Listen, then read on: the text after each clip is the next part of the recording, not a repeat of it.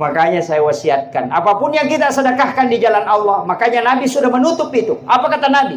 Pertama, pesannya Rasulullah, berdoalah. Orang yang menerima sedekah disuruh berdoa, bukan yang bersedekah. Karena orang yang bersedekah kadang riak, tapi yang menerima sedekah tidak pernah riak. Makanya ketika yang menerima berdoa, itu doanya lebih besar kemungkinan bisa diterima. Karena tidak mungkin riak orang yang menerima sedekah. Yang kedua, apa doanya Rasulullah? Ya Rabb, aku mohon kepadamu, berikan pahala kepada orang yang menggembirakan umatku.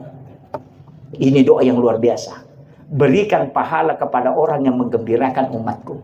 Ketika sedekahnya riak dan yang berdoa adalah yang menerimanya pun tidak diterima, tapi ketika yang menerima sedekah itu bergembira, maka orang ini dapat pahala, bukan pahala sedekah, tapi pahala menggembirakan umatnya Rasulullah.